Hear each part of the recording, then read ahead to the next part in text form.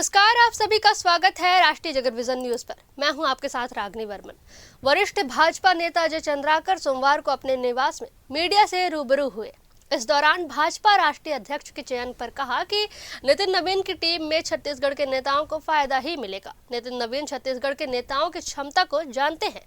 ED की कार्रवाई को लेकर अजय चंद्राकर ने कहा कि मेरे खिलाफ कई तरह की चीजें चल रही हैं या चलाई जा रही हैं। विरोधियों पर निशाना साधते हुए उन्होंने कहा कि मैं राजनीति और किसी भी तरह से लड़ने में खुद को सक्षम मानता हूं, लेकिन कोई कमर के नीचे वार करेगा तो उसे वार नहीं कहते।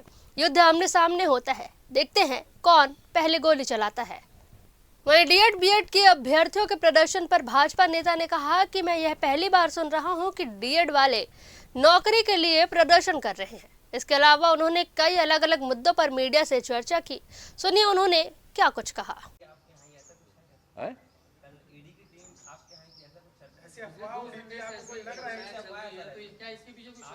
क्या है, मेरे खिलाफ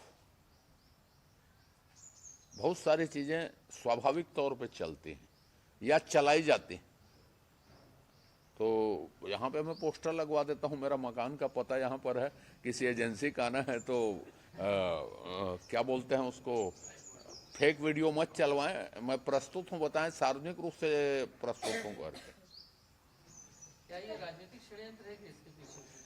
अरे साहब, मेरा से संबंधित आपने पूछा तो मैं राजनीति हो, व्यक्तिगत हो, किसी में हो, मैं सक्षम हूँ उनसे लड़ने के लिए। लेकिन एक कमर के नीचे आक्रमण को तो युद्ध माना ही नहीं जाता।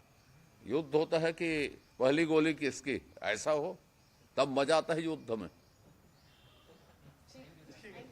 वाले धरने पर बैठे, थोड़ी देर में दीपक भाई पहुंचने वाले हैं।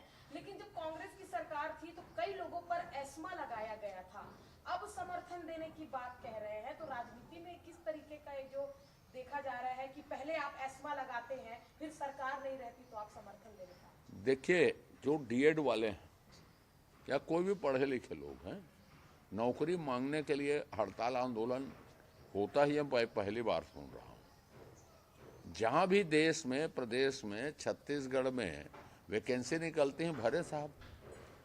सरकार अपनी सुविधा के अनुसार से वैकेंसियाँ निकालती हर जगह, किसी के मांग के हिसाब से वैकेंसी नहीं निकलती।